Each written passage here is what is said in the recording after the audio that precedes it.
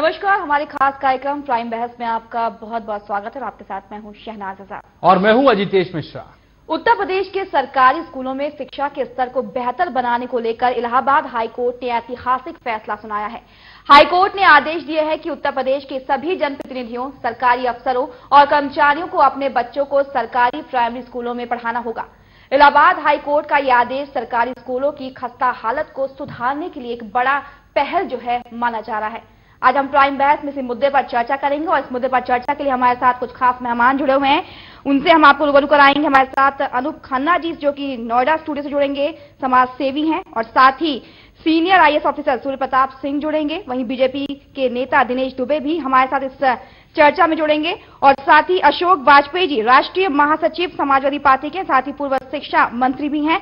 ये सभी हमारे साथ इस महत्वपूर्ण चर्चा में जुड़ेंगे। आप सभी का हमारे इस खास कार्यक्रम प्राइम बहस में बहुत बहुत स्वागत है। और चर्चा के लिए आगे बढ़ते हुए पहले बात करेंगे जिस तरीके से शिक्षा के स्तर को अच्छा बनाने के लिए ऐतिहासिक फैसला यहाँ पर इलाहाबाद हाई कोर्ट के द्वारा जो सुनाया गया है, इस पर कितना अमल होता है और इस अमल के बाद जितने तमाम हथकंडे पहले यहाँ पर जो है सरकार के द्वारा अपनाए गए हैं कि जिससे शिक्षा का स्तर एक अच्छे स्तर पर पहुंच सके, जो कहीं ना कहीं विफल होता नजर आया, अब इस फैसले के बाद कितना सुधर पाएगा। इलाहाबाद हाईकोर्ट का ऐतिहासिक फैसला, नेताओं और नौकरशाहों को दिए निर्देश, सरकारी स्कूल में अपने बच्चों को पढ़ाने के निर्देश। क्या हाईकोर्ट के इस फैसले से सुधरेंगे स्कूलों की हालात? और वहीं इलाहाबाद हाईकोर्ट ने प्रदेश के सरकारी स्कूलों की स्थिति में सुधार के लिए यह आदेश दिया है कि अब सभी कर्मचारी और अधिकारियों के बच्चों को सरकारी स्कूलों में ही पढ़ना ही होगा। वहीं सरकार का यह कहना है कि वे हाईकोर्ट के इस आदेश को सुप्रीम कोर्ट में चुनौती देंगे। आइए आपको दिखाते हैं एक खास रिपोर्ट।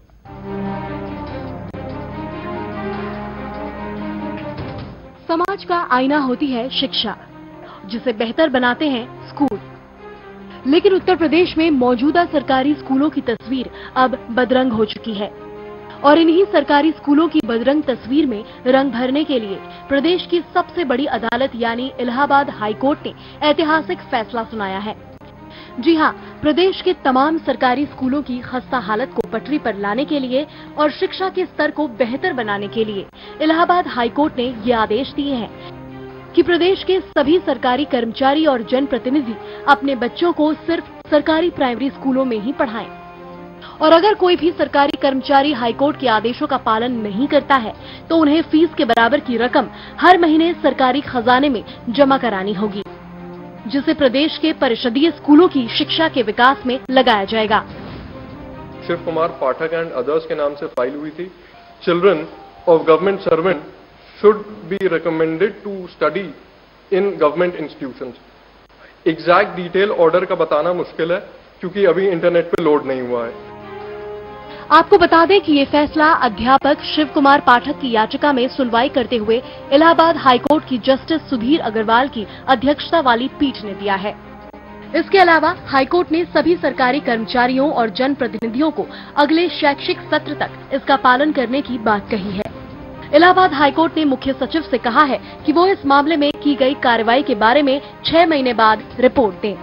यानी कोर्ट ने अगले शैक्षिक सत्र से इस व्यवस्था को लागू करने की बात कही है। वहीं सरकार का कहना है कि कोर्ट के आदेश का अध्ययन करने के बाद इसे सुप्रीम कोर्ट में चुनौती देंगे। इस तरह के फैसले को राज्य सरकार चुनौती देगी सुप्रीम कोर्ट में, और इस तरह के फैसले लागू कराना मेरे ख्याल से संभव नहीं होगा। अभी तो सरकार का विकल्प है कि पहले फैसला आ जाए पूरा, और फैसला देखने के बाद फैसले में क्या कमियां हैं और फैसले में क्या बाध्यता पैदा की गई है उसको देखना पड़ेगा, और उसके बाद ही सरकार इस पर निर्णय लेगी और कि उस फैसले को चुनौती देना है या नहीं देना है। गौरतलब है कि उत्तर प्रदेश के जूनियर और सीनियर स्कूलों में पढ़ाई की खस्ता हालत के मद्देनजर इलाहाबाद हाईकोर्ट ने ये सख्त कदम उठाया है। कोर्ट का कहना है कि जब तक जनप्रतिनिधियों, नौकरशाहों, टॉप लेवल पर बैठे अधिकारियों और जजों के बच्चे सरकारी स्कूलों में अनिवार्य रूप से नहीं पढ़ेंगे, तब तक इन स्कूलों की हालत नहीं सुधरेगी। ब्यूरो रिपोर्ट, साधना प्राइम। अब सुधरेंगे हालात, शायद इस मुद्दे पर चर्चा करेंगे और हम देखेंगे कि जिस तरीके से ऐतिहासिक फैसला यहां पर इलाहाबाद हाईकोर्ट के द्वारा सुनाया गया है, शायद जिस तरीके से तमाम हथकंडे यहां पर अपनाए गए, शिक्षा के स्तर को अच्छा बनाने के लिए यहां पर मुफ्त किताबें देने की बात की, मुफ्त खाना देने की बात की, उसके बावजूद जो है शिक्षा का स्तर सुधरता कहीं नजर नहीं आया। लेकिन उसके बाद इलाहाबाद हाईकोर्ट ने जो एक पहल की है, ऐतिहासिक फैसला जो सुनाया है, अब शायद ये उम्मीद की जा सकती है कि शिक्षा का स्तर शायद एक हद तक सुधरता नजर आए। अब हम लोग करेंगे अपने मेहमानों की तरफ और सवाल का जवाब ढूंढने की कोशिश करेंगे, उनसे चर्चा करते हुए। सबसे पहले हम लोग करेंगे यहाँ पर senior IAS officer Surya Pratap Singh की तरफ। उनसे हम पूछना चाहेंगे कि जिस तरीके से इलाहाबाद हाईकोर्ट ने यहाँ पर ऐतिहासिक फैसला सुनाया है, जिसमें बता दें कि जनप्रतिनिधियों, सरकारी अफसरों और कर्मचारियों को अपने बच्चों को सरकारी प्राइमरी स्कूलों में पढ़ाना होगा, काफी ऐतिहासिक फैसला देखा जा रहा है। आपको क्या लगता है कि इस फैसले का जो है अमल किया जाएगा, कितना सही मानते हैं आप इस फैसले को? देखिए, फैसले का स्वागत तो सभी ने किया है जी, लेकिन सबसे अहम मुद्दा ये है कि ये हमारी जो वर्तमान शिक्षा व्यवस्था इस प्रदेश में है, उसको एक आईना दिखाने की कोशिश की गई है। उसमें कटाक्ष है, एक व्यंग्य भी है कि व्यवस्था जो 68 ईयर्स से पुरानी व्यवस्था जो धीमे धीमे बद से बदतर होती गई और आज ऐसी परिस्थिति पैदा हो गई जिसमें कोई भी सरकारी अधिकारी या कर्मचारी या जो व्यक्ति संपन्न है वो इन स्कूलों में अपने बच्चों को पढ़ाना नहीं चाहता। ये व्यवस्था खराब क्यों हुई, ये चीज, ये एक आईना दिखाया है और साथ ही इसमें संकेत दिया गया है कि भाई इस व्यवस्था को सुधारा जाए। अब कितनी गंभीरता से इसको लिया जाएगा, ये अहम प्रश्न है जी। और क्या ये अमल करने योग्य फैसला है या इसको न्यायालय में चुनौती दी जाएगी, ये प्रश्न सब विचारणीय है। और संविधान के अंदर जो व्यवस्था है, जो मौलिक अधिकार दिए गए हैं संविधान में, जिसमें right to life and liberty है, जिसमें कहाँ खाना खाने जाना है, कहाँ बैठना है, कहाँ रहना है, कहाँ पढ़ना है, कहाँ पढ़ाना है, इस स्वतंत्रता के अधिकार दिए गए हैं। उनको भी देखना पड़ेगा कि उनके कंट्राडिक्शन या वायोलेशन तो नहीं है इसमें, ये बिंदु भी देखने पड़ेंगे। मैं मानता हूँ कि ये फैसला अच्छा है और मैं देख भी रहा हूँ जनप्रतिनिधि और नौकरशाह इसके स्वागत ही कर रहे हैं। लेकिन मैं जानना चाहता हूँ कि जो जनप्रतिनिधि मंत्री के रूप में और जो नौकरशाह, प्रमुख सचिव और सचिव शिक्षा विभागों में रहे हैं, क्या वो स्वयं अपनी जिम्मेदारी लेंगे कि उन्होंने सुधारात्मक कदम नहीं उठाए, जिसके कारण इसकी वजह से अगर हम देखें तो आज शायद जरूरत पड़ी कि इलाहाबाद हाईकोर्ट इस तरीके का फैसला देता है। और ये सवाल अपने आप में जायज भी बनता है कि आखिरकार क्या है इस फैसले के बाद हालात सुधरेंगे। और बड़ा सवाल ये भी उठता है, जहां पर सर्व शिक्षा अभियान जोर शोर से सरकारों द्वारा चलाया जाता है और उसके बाद भी आज स्थिति ये आ जाती है कि इलाहाबाद हाईकोर्ट को दखल देते हुए इस तरीके का फैसला देना पड़ता है। हम अशोक वाजपेयी जी के पास चलेंगे, राष्ट्रीय महासचिव हैं समाजवादी पार्टी और साथ ही साथ पूर्व शिक्षा मंत्री भी हैं और इस मेरे ख्याल से आज के मुद्दे पर एक बेहतर तरीके से जवाब भी दे सकते हैं। वाजपेयी जी, मेरा सवाल आपसे है कि जिस तरीके से आज के पूरे प्रकरण को अगर हम देखें, जिस तरीके से इलाहाबाद हाईकोर्ट द्वारा इस एक ऐतिहासिक फैसले में कई चीजें छुपी हुई हैं, कई तरीके के जो अब तक का विरोधाभास रहे हैं वो हैं, कई तरीके की अपनी अपनी प्रतिक्रियाएं हैं वो हैं, शिकायतें लोगों की हैं, आखिरकार शिक्षा को लेकर जिस तरीके से जहां एक तरफ शिक्षा को बढ़ाने की बात की गई, वहीं दूसरी तरफ शिक्षा का निजीकरण किया गया, बाजारीकरण किया गया और स्थिति यह है कि सरकारी स्कूलों में शिक्षा बद से बदतर हो गई है। हाईकोर्ट के इस फैसले को आज किस तरीके से देखते हैं?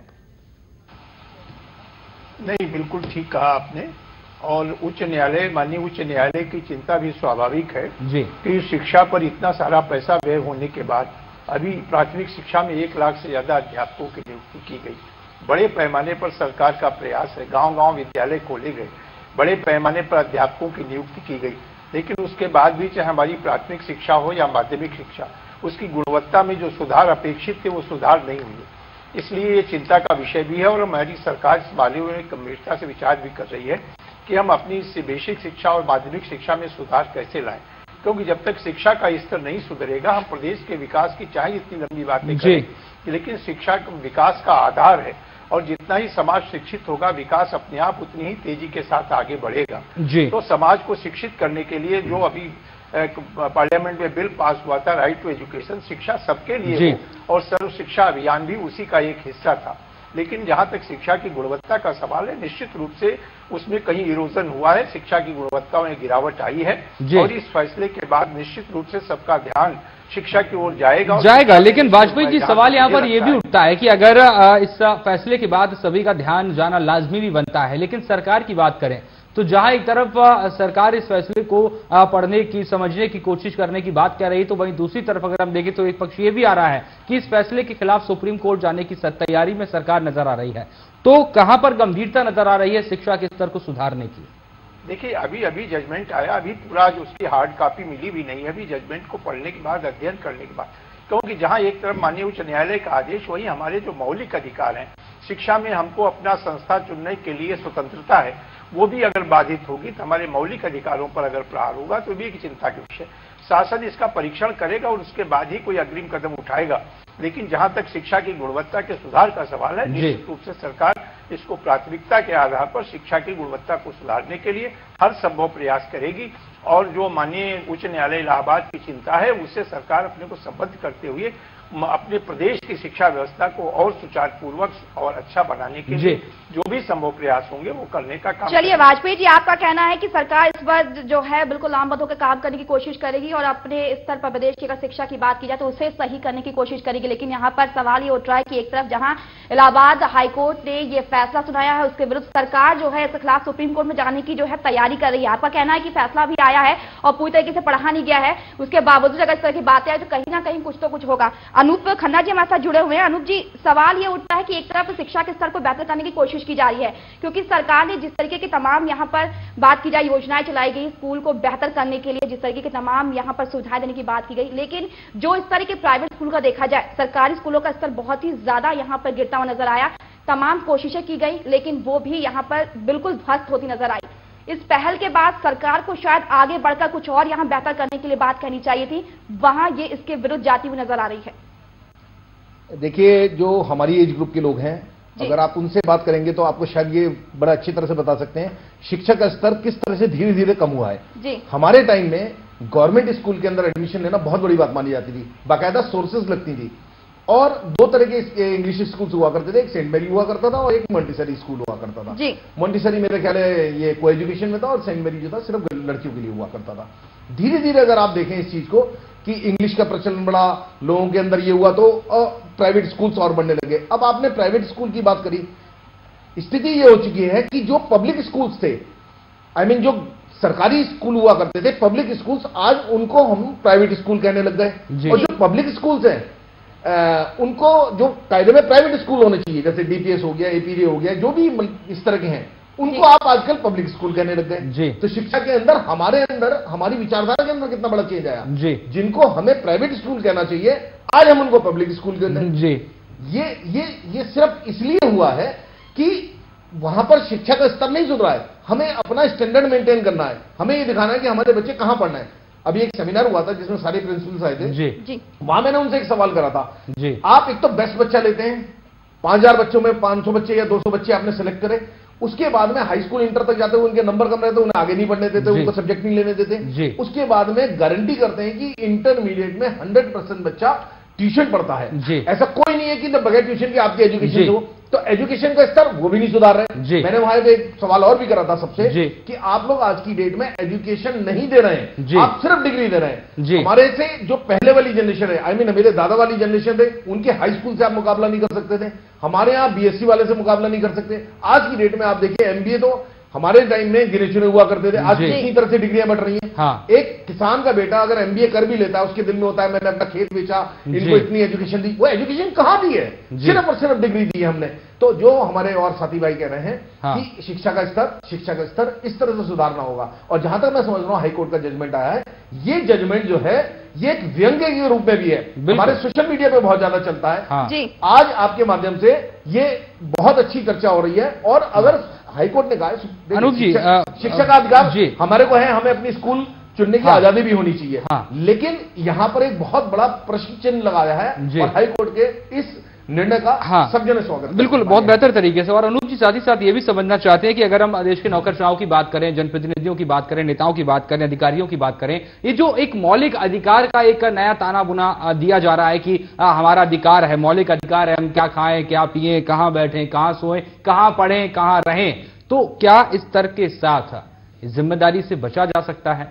अभी हजारों टीचर्स की जो उन्होंने बात करी कि हमने भर्तियां करी हैं, गांव के अंदर को पोस्टिंग नहीं लेना चाहता, सिर्फ वहां पर सिर्फ और सिर्फ अटेंडेंस लगती है। ये आरोप नहीं, बिल्कुल सिद्ध भी करा जा सकता है कि अगर शिक्षा का स्तर, अगर यहां पर रहते हैं तब भी कुछ नहीं है, सरकारी स्कूल के अंदर लेने का मतलब सरकारी दामाद बनना, ये मेंटेलिटी हम लोगों को चेंज करनी पड़ेगी। और इसी को लेकर अगर हम आज की जनरेशन में देखें तो शायद जहां पर कई जो फ्रेंड्स होते हैं, कई जो मित्र होते हैं, वो इस बात को बखूबी कहते हैं कि अगर सरकारी नौकरी लग जाए और शिक्षा विभाग में लग जाए तो आराम ही आराम है, साल के 200 दिनों आराम करेंगे, क्योंकि आज का जो स्थिति है वो उनके सामने नजर आती है। ये भी आपने बहुत अच्छा प्रश्न किया। 365 दिन में 165 दिन छुट्टी होती है। बिल्कुल, तो सरकारी स्कूल नहीं, सभी स्कूल्स में सवाल उठना लाजमी है। दिनेश दुबे जी के पास चलेंगे। दिनेश जी, मेरा सवाल ये कि जहां राज्य सरकारों का जिक्र होता है शिक्षा को लेकर, तो बड़ी जोर शोर से जिम्मेदारियां एक दूसरे के ऊपर डाल दी जाती हैं, लेकिन क्या आपको नहीं लगता कि चाहे आपकी आज की तारीख में केंद्र सरकार की बात करें या उसके पहले जो केंद्र सरकार रही, लगातार शिक्षा के मामले में अपनी उदासीनता दिखाई है?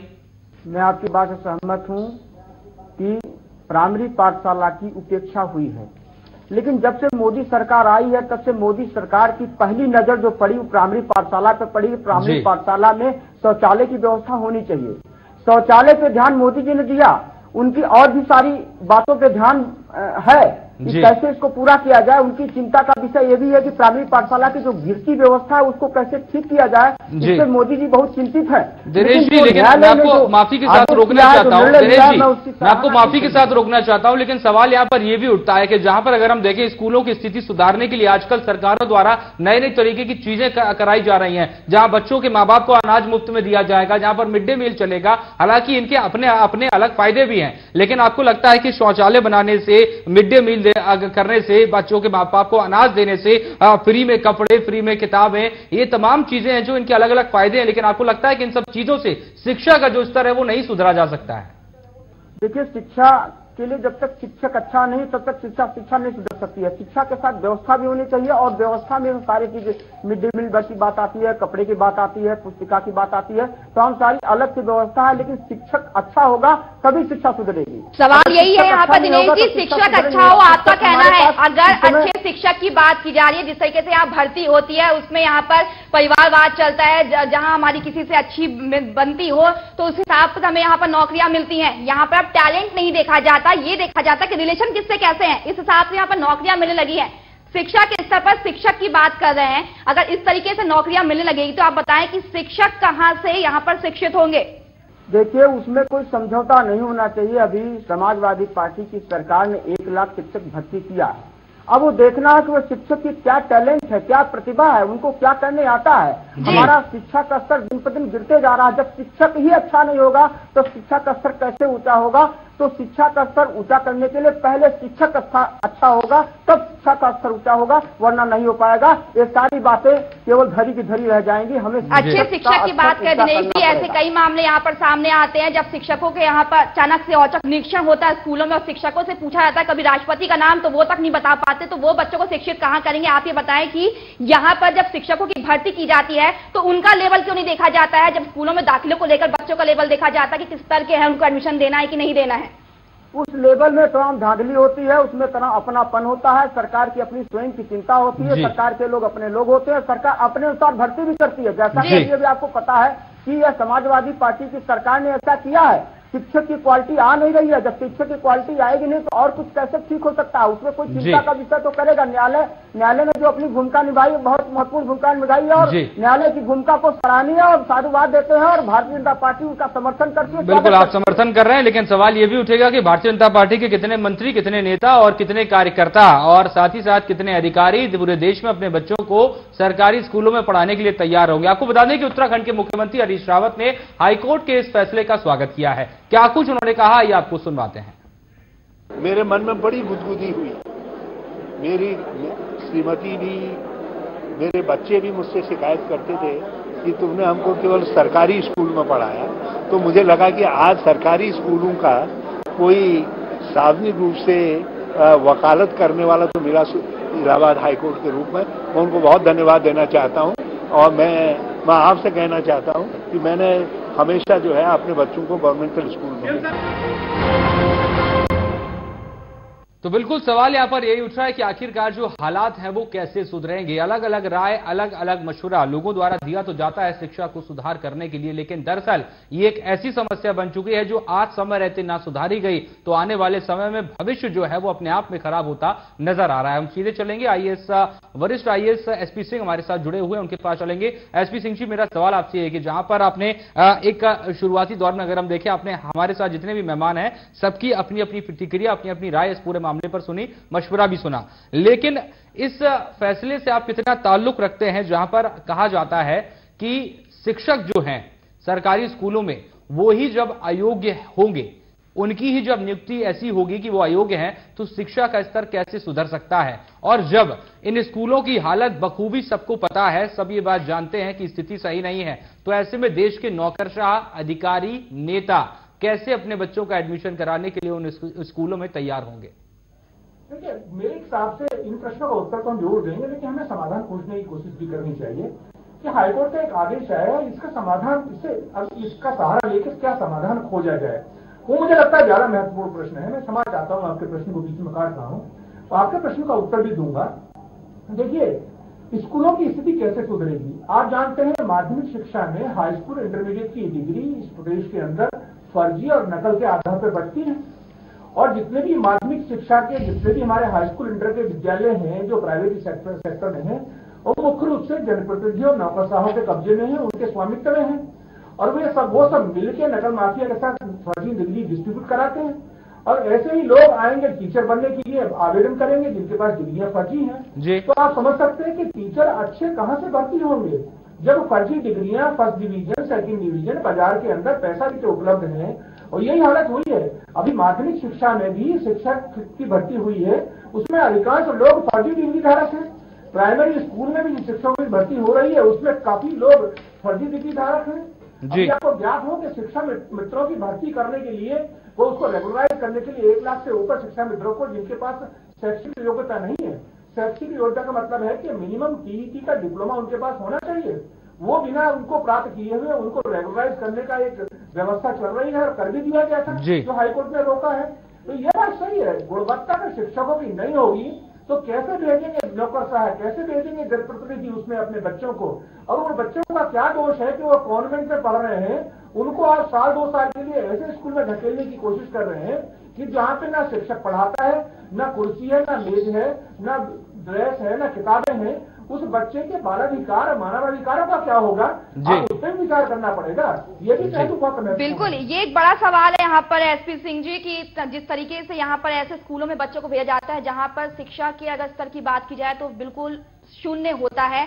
सिर्फ वहां पर जो है लोगों को क्या कहा जाता है कि इस तरह की सुविधाएं यहाँ पर दी जाएगी, चाहे वो खाना हो, कपड़े हो या फ्री किताबें हो, लेकिन अगर शिक्षक ही वहां पर शिक्षित ना हो, अयोग्य हो और वही शिक्षा ना दे पाए, तो तमाम जो हथकंडे यहाँ पर सरकार के द्वारा अपनाए जा रहे हैं बच्चों को स्कूल लेकर आने के लिए, शायद वो यहाँ पर बेमानी साबित होंगे। हमारे साथ अशोक वाजपेयी जी जुड़े हुए हैं। अशोक जी, जिस तरीके से तमाम इस मुद्दे पर चर्चा हो रही है और सबके यहाँ पर जिस तरीके से कहना और जो सोचना वो सब सामने आ रहा है कि फैसला तो सुना दिया गया है, लेकिन अगर स्तरों की बात की जाए यहाँ पर सरकारी स्कूलों की, तो वो किस तरीके की है, शायद उससे आप काफी वाकिफ होंगे। सवाल ये उठता है कि इस फैसले के बाद जहां तमाम इसका विरोध करते नजर आ रहे हैं विपक्ष के वादी और तमाम जो भी लोग हैं, ये भी सवाल उठता है कि क्या लोगों को ये सोचना नहीं चाहिए कि ये फैसला आने के बाद जो स्तर है सरकारी स्कूलों का, उसको सुधारने के लिए खुद कदम उठाएं और कहीं ना कहीं इसका स्तर इस तरीके का बनाएं कि जो यहाँ पर उच्च अधिकारी हैं उनके बच्चों के साथ साथ जो यहाँ पर नॉर्मल क्या कहें मध्यम वर्गीय परिवार के लोग हैं वो भी यहाँ पर आके अच्छी शिक्षा ले सकें। तो शायद यहाँ पर जो कॉन्वेंट और सरकारी स्कूल के बीच का भेदभाव है वो खत्म हो जाए। देखिए, जहां तक शिक्षा के स्तर को उठाने के लिए उत्तर प्रदेश सरकार ने टीटी परीक्षा उत्तीर्ण अध्यापकों को 76,000 अध्यापकों को नियुक्ति देने का काम किया। वो बाकायदा एक स्वतंत्र बोर्ड द्वारा उनका चयन हुआ था टीटी परीक्षा उत्तीर्ण किए हुए शिक्षकों को। और जहां तक शिक्षा मित्रों का सवाल है, जो कई वर्षों से अपने अपने विद्यालयों में पढ़ा रहे थे और जब वो बेचारे नौजवान थे, उनको अब आगे कहीं दूसरे अवसर नहीं थे, उन लोगों को शिक्षक के रूप में नियुक्ति दी गई है और उसके साथ साथ उनके प्रशिक्षण की व्यवस्था की गई। तो ये सरकार का प्रयास है कि बेसिक शिक्षा में शिक्षकों की कमी को दूर किया जाए और इसी तरह से माध्यमिक शिक्षा में भी शिक्षकों की कमी को दूर किया जाए। लेकिन ये जिम्मेदारी शिक्षकों की भी बनती है, जिसके लिए सरकार उनको वेतन दे रही है और समाज उनको सम्मान देता है। पूरी ईमानदारी के साथ शिक्षा देने का काम करें, मन लगा करके बच्चों को पढ़ाने का काम करें, जिसका निरंतर अभाव दिखा है। बार बार निरीक्षण के बाद, बार बार इन लोगों को चेतावनी देने के बाद भी कहीं न कहीं ये कमी रह जाती है कि अध्यापक उस रुचि लेकर के और तमाम शिक्षा के अतिरिक्त शिक्षणेतर जो कार्य हैं, शिक्षेतर कार्य उनमें ज्यादा रुचि लेते हैं, शिक्षा के काम में कम। निश्चित रूप से माननीय उच्च न्यायालय के फैसले के आने के बाद पूरे समाज का ध्यान इस ओर जाएगा और मैं समझता हूं इसका असर प्रभाव शिक्षकों के ऊपर भी पड़ेगा, क्योंकि अब शिक्षकों की कमी नहीं है। शिक्षकों को मन लगा के पढ़ाना चाहिए और मन लगा के अगर लेकिन उनके साथ उनकी योग्यता भी काफी कुछ मैटर करती है। मनु खन्ना जी के पास चलेंगे और आप खन्ना जी आप वाजपेयी जी की बात का जवाब तो देंगे ही, लेकिन साथ में मेरा एक और सवाल यहाँ पर खड़ा हो रहा है। वो सवाल ये कि आखिर कार्यक्रम शिक्षा की बात करें, कोर्ट द्वारा भी आज बताया गया कि हमारे उत्तर प्रदेश की अगर हम बात करें तो शिक्षा 3 तरीके की है, जहां पर अगर हम बात करें कॉन्वेंट स्कूल की शिक्षा अलग है ही, फिर मध्यम वर्ग की प्राइवेट स्कूल है, और तीसरी तरफ उत्तर प्रदेश बेसिक शिक्षा के जो स्कूल है उनकी पद्धति जो संचालित किए जाते हैं वो अलग तरीके से है। इन तीनों में ही अगर हम देखें तो क्या शिक्षा कुछ तरीके से बांटा गया? शुरुआत में अगर हम देखें, आपने चर्चा के शुरू में ही बताया कि सरकारी स्कूलों में अच्छी शिक्षा होती थी, एडमिशन मुश्किल से मिलता था, लेकिन शिक्षा जैसे जैसे बढ़ती गई, अलग अलग माध्यम से संचालित होती रही, उसका स्तर गिरा है। यहां मैं पहले जो वाजपेयी साहब और सबने अभी पूर्व वक्ताओं ने कहा, एक प्रश्न पूछना चाहता हूं सबसे कि हमारे टाइम के जो भी टीचर्स होते थे वो हमें मारते भी थे, मुर्गा बनाते थे, मतलब डंडे भी हम ही लोग अपनी संख्या लेके आते थे और उन्हीं से पिटते थे। उसके बाद अगर आज भी हमारे टीचर या प्रोफेसर कोई भी कहीं मिल जाते हैं, हम उनके पैर छूते हैं जी। आज की डेट में कोई टीचर किसी बच्चे को मारता भी नहीं है, उसके बावजूद वो उनकी इज्जत करना बिल्कुल भूल चुके हैं। इसके ऊपर कभी देखा आपने ऐसा क्यों होता था? हमारी भी एक यहां सिद्धार्थ मेमोरियल चैरिटेबल ट्रस्ट है, उसमें बच्चों को पढ़ाने का है, गरीब बच्चों को पढ़ाया जाता है उसके अंदर, और उन बच्चों के अंदर ये संस्कार आज भी देखे जाते हैं। जब भी जाते हैं हम लोग पैर छूना शुरू कर देते हैं वो लोग जी। बेसिक रीजन क्या है कि टीचर्स जो हैं वो सिर्फ और सिर्फ, जैसा भी आपने बताया कि सरकारी है, मैं कहता हूं कि 1 लाख भर्ती कर लीजिए, 2 लाख भर्ती कर लीजिए, जब तक उनके अंदर वो बच्चों के साथ में आत्मीयता नहीं आएगी। हम लोग पिटते थे लेकिन उनका प्यार भी रहता था टीचर्स का, उनको हमें सुधारना भी होता था, हमें ही पता था। आज की डेट में सिर्फ वो अपनी सैलरी तक सीमित हो गए। उन्हें 2.5 घंटे 3 घंटे अपने व्यतीत करने, उन्होंने ब्लैक बोर्ड देख लिया और पीछे बच्चे क्या कर रहे हैं उन्हें कोई मतलब नहीं है। रटा रटाया उन्होंने बोल दिया, बच्चे पास हो फेल हो उनको कोई मतलब नहीं है जी। इसके ऊपर ध्यान देने की जरूरत है।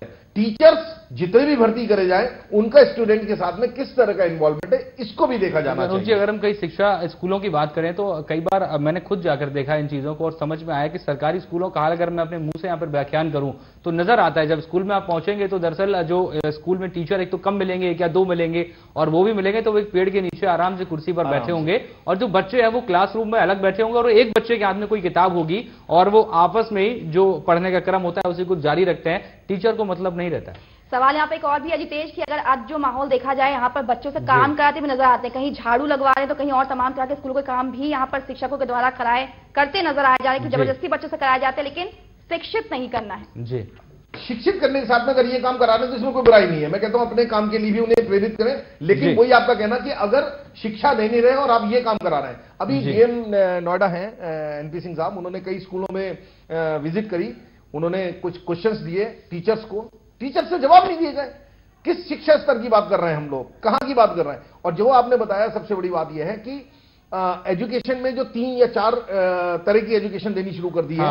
हिंदी मीडियम अलग है, इंग्लिश मीडियम अलग है, इंग्लिश में भी 3-4 तरह के हो गए हम, आईसीएसई, सीबीएसई और तरह तरह के, तो उसके अंदर भी थोड़ा सा डिफरेंशिएशन आ रहा है। तो इन चीजों पे ध्यान देने की जरूरत है। एक तरह का कोर्स करें, कोई दिक्कत नहीं है इसके अंदर, कोई से भी इस तरह का बनाया जा सकता है, और शिक्षा का स्तर सुधारना है तो इन चीजों पर ध्यान देना पड़ेगा हम लोगों को। चलिए बिल्कुल, और इसी मसले पर राम गोविंद चौधरी बेसिक शिक्षा मंत्री से खास बातचीत की संवाददाता अमित दुबे ने, आइए आपको सुनवाते हैं। समाजवादी आदमी और हमारे समाजवादी पुरखों ने हमेशा इस बात का नारा दिया है कि सबकी शिक्षा हो समान, चाहे वो निर्धन चाहे धनवान। और ये भी एक स्टेप हम लोगों का ये रहा है कि जब डीएम का लड़का चपरासी का लड़का एक स्कूल में पढ़ेगा, जगरानी का लड़का मेहतरानी का लड़का एक स्कूल में पढ़ेगा, तभी समानता का, समाजवाद का और अच्छी शिक्षा का भावना लोगों में विकसित होगी। लेकिन अभी हाईकोर्ट का आदेश मैंने पढ़ा नहीं है और जैसे अखबार टीवी के न्यूज ही हम केवल देखे हैं, मैं न्यूज जब पढ़ूंगा तब उसमें अधिकारिक बयान दूंगा। तो बिल्कुल, आखिरकार शिक्षा के स्तर को किस तरीके से सुधारा जाए, क्या चार चांद उसमें लगाए जाए ताकि शिक्षा का स्तर बेहतर हो सके और बच्चों को, खास तौर पर जो आज बच्चे हैं कल देश के भविष्य होंगे, वो एक बेहतर शिक्षा ग्रहण कर सकें। और जो सरकारी, प्राइवेट, कॉन्वेंट, अलग अलग तरीके के जो नाम आजकल हो गए हैं, जो संस्थाएं भी अलग अलग हो गई हैं, शिक्षा प्रणाली अलग अलग हो गई है, शिक्षा देने का तरीका जो है वो अलग अलग हो गया है, उसको कैसे एक किया जाए, अपने आप में काफी बड़ा एक सवाल खड़ा यहां पर होता नजर आता है। हम चर्चा शुरू करते हैं और हम अब सीधे चलेंगे भारतीय जनता पार्टी के नेता दिनेश दुबे के पास और उनसे यहां पर सवाल लेंगे। दिनेश जी, सवाल यहां पर यह भी उठता है कि जहां पर अगर हम शिक्षा के गिरते स्तर की बात करें तो इसके लिए